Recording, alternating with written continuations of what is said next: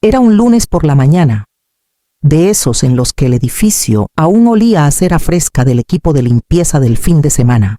Sujetaba mi café con una mano, mientras equilibraba una carpeta llena de reportes con la otra, caminando hacia el elevador como lo había hecho durante décadas.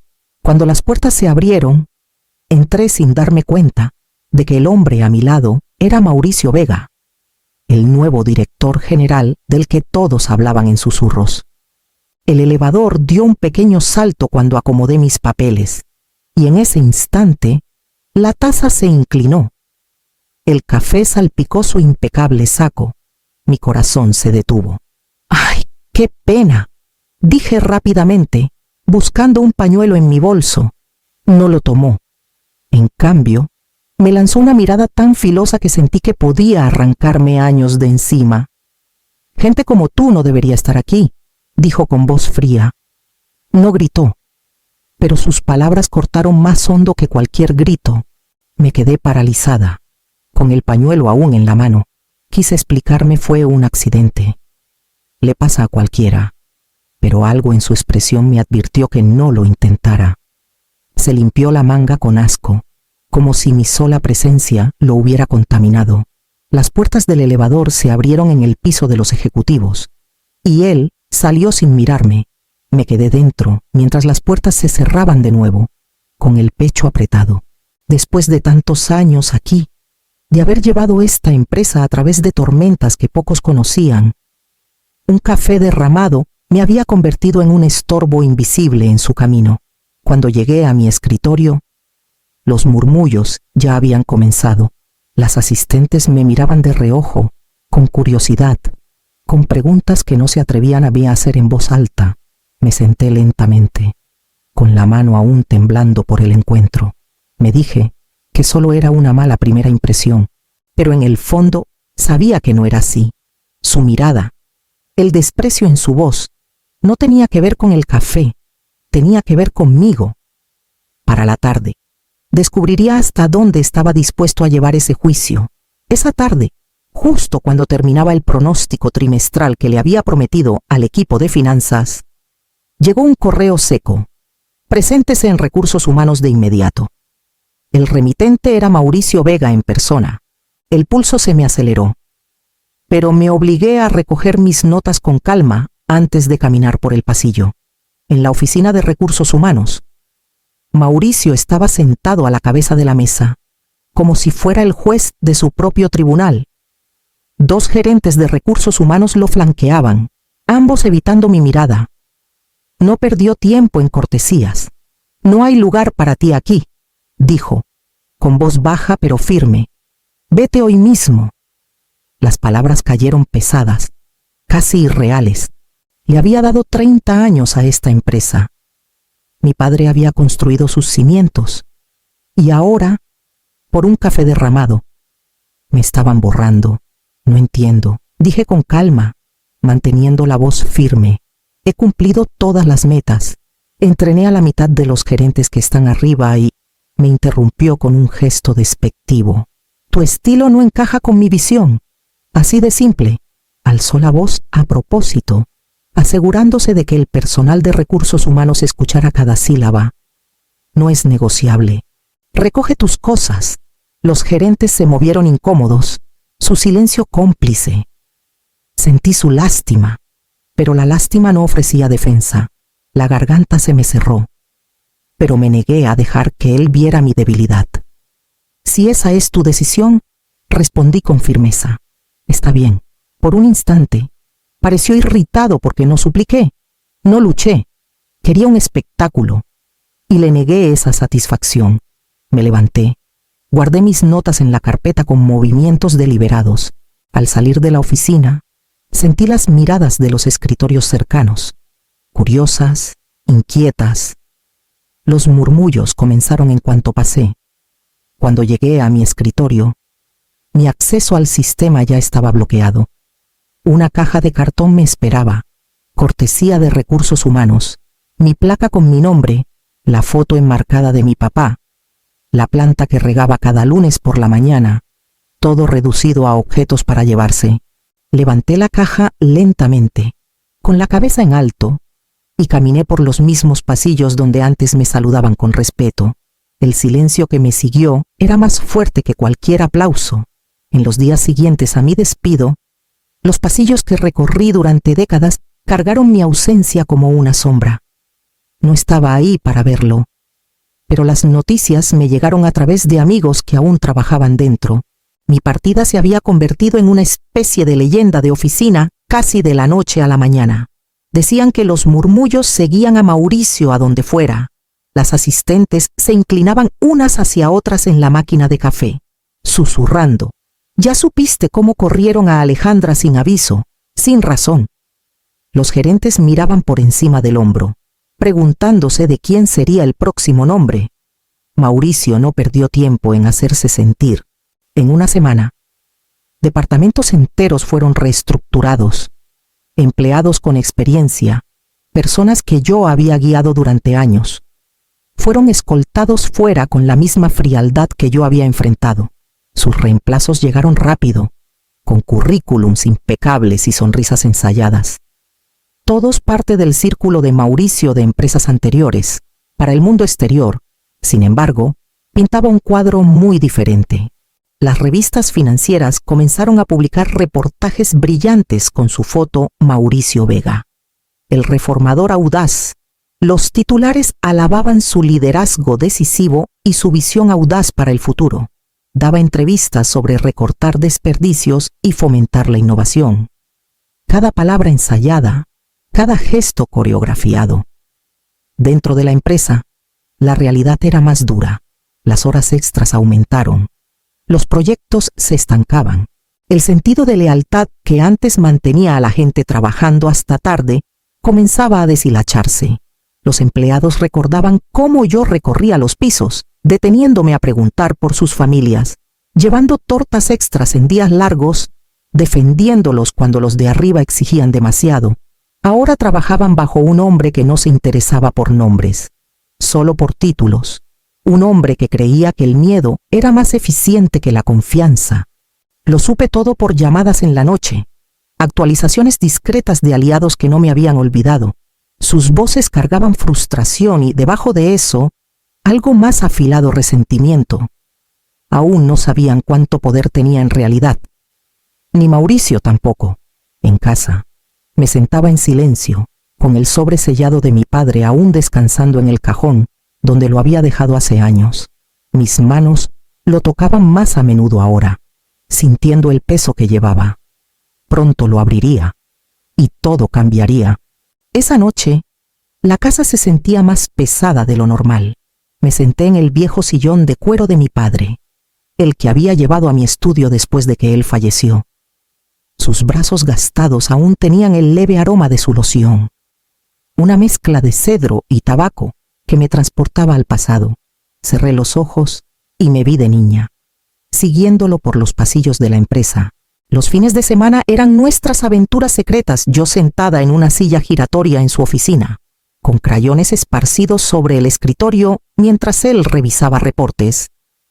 Se detenía a revolverme el pelo y decía a Alejandra: «Recuerda esto, una empresa son las personas, no las ganancias. Los números pueden desvanecerse en una noche, pero la gente, ellos son el latido. Trátalos bien, y la empresa nunca morirá». Sus palabras sonaban simples entonces, como un cuento para dormir. Pero ahora, después de ver a Mauricio desmantelar todo lo que mi padre construyó, regresaban con un peso que no podía ignorar. Otro recuerdo emergió una noche tarde, con el edificio casi vacío, mi padre inclinado sobre el escritorio, su rostro serio, su tono medido. «Un día, este lugar te pondrá a prueba. Prepárate, prepárate». Abrí los ojos, mirando la foto enmarcada de él en mi librero. Su mirada, firme y tranquila, parecía atravesarme incluso ahora. Quería creer que había estado a la altura de sus lecciones 3 décadas de lealtad, de cuidar a las personas que él me confió. Y aún así, la humillación en el elevador, el despido en recursos humanos, todo amenazaba con reducirme a una víctima más. ¿Debía dejarlo ir, tratar esto como el fin de mi historia, o había algo más? algo para lo que él me había preparado sin que yo lo supiera. Mi mirada se posó en el cajón junto a mí, donde descansaba el sobre sellado, intacto. Desde el día en que cumplí 55 años, la letra de mi padre en la superficie era inconfundible. Extendí la mano. Mis dedos rozaron el borde del papel, sabiendo que en el momento en que rompiera ese sello, mi vida y la de Mauricio nunca serían las mismas. La primera semana fuera de la oficina fue como pisar un país desconocido. Mis mañanas se alargaban, vacías de rutina, sin reportes que revisar, sin llamadas que hacer, sin empleados pasando por mi puerta con preguntas.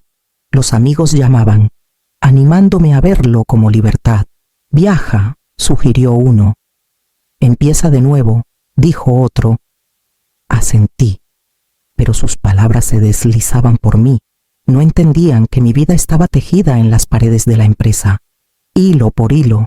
Intenté llenar las horas caminatas largas por el parque de Chapultepec, reorganizando la cocina, incluso limpiando estantes que no había tocado en años.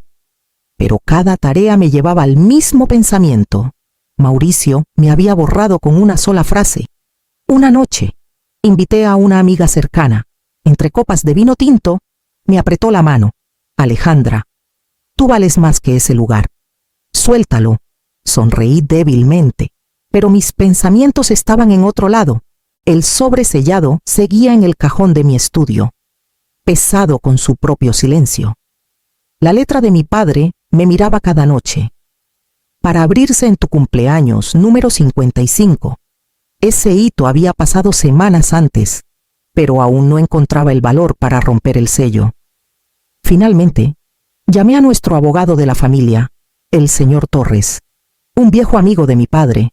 Nos reunimos en su tranquila oficina, rodeados de estantes llenos de tomos desgastados. Se inclinó hacia adelante, ajustándose los lentes mientras me observaba. ¿Sabes?, dijo con suavidad. Tu padre no dejó ese sobre como un recuerdo. Quería que lo abrieras. Hay documentos de fideicomiso, importantes, que no has visto. Mi pulso se aceleró. Pensé en las palabras de mi padre, sus advertencias, su fe en que la empresa me pondría a prueba algún día. Torres deslizó una mano sobre el escritorio, firme y tranquilizadora. Alejandras, dijo, lo que sea que esté dentro fue pensado para este momento. No esperes más. Esa noche me senté en mi escritorio una vez más, con el sobre frente a mí, el papel frágil pero intacto. Mis manos temblaron al tomar el abrecartas, lista al fin para descubrir la verdad que él había dejado. El sobre se abrió con un rasguño suave, el sonido más fuerte en el silencio de mi estudio de lo que debería haber sido.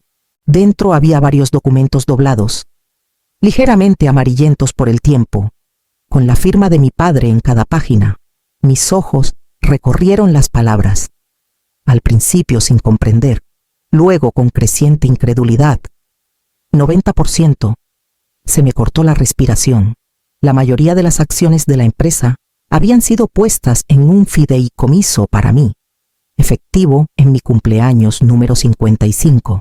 Mis manos temblaron mientras leía línea tras línea que lo confirmaban: transferencia de propiedad, responsabilidades de fiduciaria, derechos de voto, todo meticulosamente preparado, como si mi padre hubiera visto la arrogancia de Mauricio antes de que ese hombre pusiera un pie en el edificio. Las lágrimas emborronaron la tinta. Presioné mi palma contra el papel, como si intentara tocarlo a través de él. Todos esos años creí que solo era su hija, solo una empleada leal, pero él me había convertido en algo más, la guardiana de su obra de vida. A la mañana siguiente, me reuní con el señor Torres otra vez. Estudió los documentos con un asentimiento solemne. Esto no es solo simbólico, Alejandra. Con estas acciones, tú controlas la empresa. El momento lo es todo. Me senté frente a él en silencio, el peso de la verdad oprimiéndome. Una parte de mí quería huir, retirarme en silencio y dejar que Mauricio se destruyera solo. Pero otra parte, la que aún escuchaba la voz de mi padre, recordándome que una empresa es su gente, no sus ganancias, sabía que no podía dar la espalda. Torres se inclinó hacia adelante, su voz firme.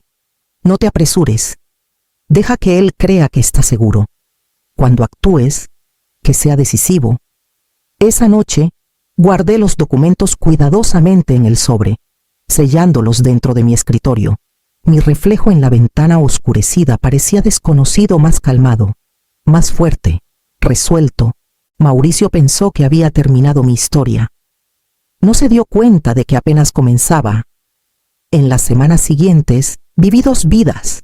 Para el mundo exterior, era una mujer adaptándose a un retiro anticipado, comiendo con amigos, cuidando mi pequeño jardín en el patio, llenando las tardes con libros que alguna vez me prometí leer, pero a puerta cerrada. Trabajaba con precisión silenciosa. Empecé con los registros financieros.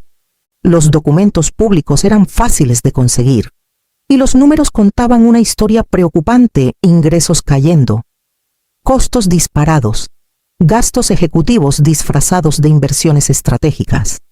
Indagué más, contactando a algunos ex colegas de confianza. Uno por uno, se comunicaron, con voces bajas, su lealtad intacta. Alejandra, susurró uno por teléfono, está gastando a manos llenas en consultores inútiles. Sus amigos, claro. Mientras tanto, los proyectos se estancan. Otro me envió un memorando interno detallando una queja por discriminación que había sido enterrada, con el denunciante discretamente expulsado. Cada pieza añadía peso al expediente creciente en mi cajón. Reportes, testimonios, copias de correos, evidencia de una cultura desmoronándose bajo la arrogancia de Mauricio. Sentí la punzada de la rabia, pero también un enfoque más agudo. Las palabras de mi padre me guiaban: protege a la gente. Una noche, después de recibir otra carpeta de un aliado de años, me senté en mi escritorio, esparciendo todo sobre la superficie. Decenas de páginas, cada una prueba de su arrogancia. Tracé con un dedo la línea de tiempo de sus decisiones, el rastro de daño claro como el día. Que piense que está a salvo. Murmuré en la habitación vacía. La caída será más dura. No se trataba de venganza, no del todo.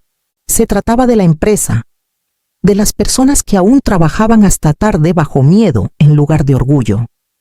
Merecían algo mejor que ser peones en su proyecto de vanidad. Cuando llegara el momento, no solo revelaría mis acciones, revelaría sus fracasos, innegables y documentados. Organicé los papeles en pilas ordenadas, los sujeté con firmeza y los guardé en un portafolio de cuero. La evidencia estaba lista. Solo faltaba elegir el momento para colocarla sobre la mesa de la sala de juntas. La sala de juntas olía a café recién hecho y madera pulida. El tipo de lugar diseñado para intimidar. Mauricio estaba de pie al frente de la larga mesa, con las mangas ligeramente remangadas para sugerir confianza sin esfuerzo. Su voz resonaba mientras hablaba de éxitos estratégicos, proyectando gráficos en la pantalla detrás de él. Pronósticos de ingresos exagerados, logros inflados, fracasos omitidos. Era puro teatro, y él disfrutaba cada línea. Los directores asentían cortésmente, aunque reconocí la mirada vacía en sus ojos, el cálculo silencioso de quienes sabían la verdad, pero no tenían el valor de hablar. Esperé hasta que su voz alcanzó su tono más autocomplaciente antes de abrir las puertas. El eco cortó sus palabras como una navaja. Las cabezas se giraron, una oleada de inquietud recorriendo la sala. Entré lentamente, mis tacones resonando contra el piso, el portafolio de cuero en la mano. La sonrisa de Mauricio se endureció. «Esto es solo para miembros de la Junta», dijo, con desprecio goteando de cada sílaba. Coloqué el portafolio en la mesa, abriéndolo con cuidado deliberado. «Exacto», respondí, mi tono calmado, medido. «Por eso estoy aquí». Saqué la pila de documentos, los papeles del fideicomiso, los certificados de acciones, todo lo que el señor Torres había confirmado. Los esparcí sobre la superficie pulida, su peso más imponente que cualquier discurso. «Soy la accionista mayoritaria», dije con firmeza, dejando que el silencio se asentara antes de terminar. 90%. La sala se congeló. El rostro de Mauricio palideció. Su compostura ensayada tambaleándose por primera vez. Los directores se inclinaron hacia adelante, sus ojos saltando de mí a las firmas en las páginas. Uno carraspeó, murmurando: 90. Como si decirlo en voz alta lo hiciera real. Mauricio intentó reír, un sonido frágil que no engañó a nadie. «Esto es absurdo», espetó, pero incluso él podía ver la marea cambiando, su control deslizándose grano a grano. Lo miré directamente. Ya no la mujer que desechó en un elevador, sino la dueña de todo lo que creía suyo. Y los documentos frente a él eran solo el comienzo de su caída. La mandíbula de Mauricio se tensó, mientras los murmullos llenaban la sala de juntas. Intentó recuperar el control, manipulando su laptop. «Estos números», dijo con brusquedad, proyectando un gráfico brillante en la pantalla, «prueban nuestro crecimiento bajo mi liderazgo. Las acusaciones de Alejandra no tienen fundamento». Los gráficos brillaban con flechas ascendentes, del tipo que deslumbran a las revistas pero no significan nada para quienes saben leer entre líneas. Miró alrededor de la mesa, buscando asentimientos de aprobación. No hubo ninguno. Permanecí de pie, en silencio hasta que la sala se calmó de nuevo. Luego deslicé otro grupo de papeles sobre la mesa. «Reportes auditados», dije con calma, «independientes, exhaustivos y sin tu maquillaje». Los directores se inclinaron, escaneando página tras página de cifras. Ingresos en declive, gastos inflados por retiros de lujo y viajes en primera clase etiquetados como sesiones estratégicas. Honorarios de consultores canalizados a amigos sin resultados. Y entre los números, quejas de recursos humanos enterradas, empleados silenciados o despedidos. Un director levantó la vista, pálido. ¿Es esto cierto? La confianza de Mauricio se resquebrajó. Intentó reír, pero el sonido sonó vacío. Toda empresa tiene ruido. Esto es solo seleccionar lo peor, nada más. Lo miré a los ojos. El ruido no drena millones en valor para los accionistas. El ruido no expulsa talento. El ruido no silencia a quienes merecen protección. La sala cayó en un silencio pesado antes de que el presidente finalmente hablara. «Hemos oído suficiente. Votamos». Las manos se alzaron, una tras otra. La decisión fue unánime.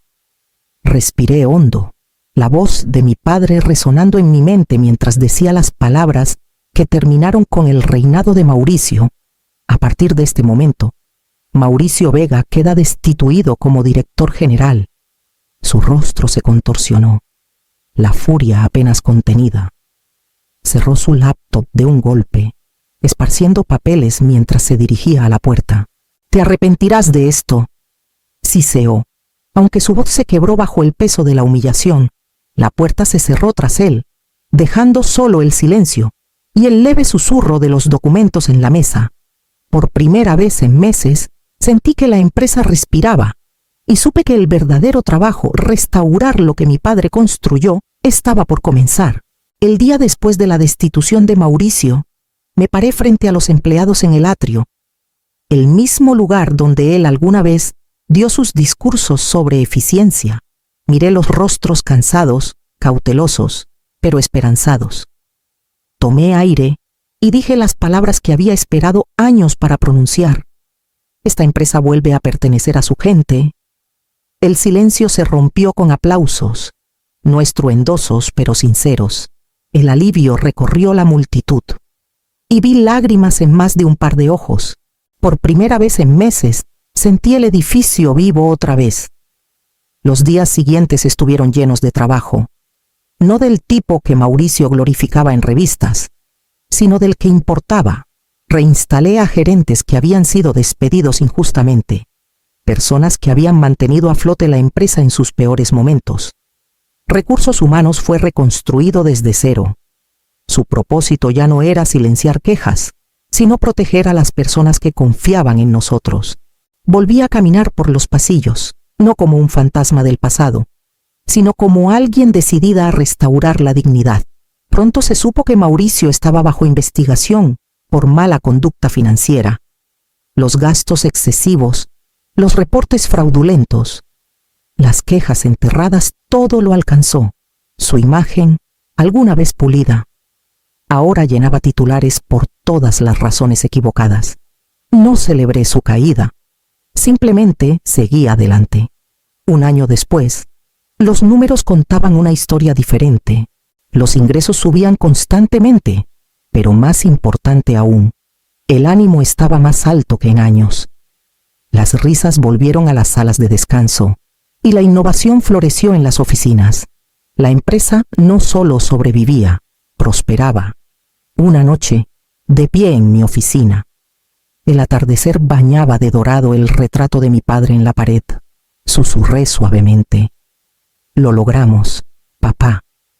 La lucha nunca fue por venganza, fue por honrar su visión, demostrar que el respeto y la integridad podían superar la arrogancia y la codicia. Y en ese momento, supe que su legado y el mío estaban a salvo.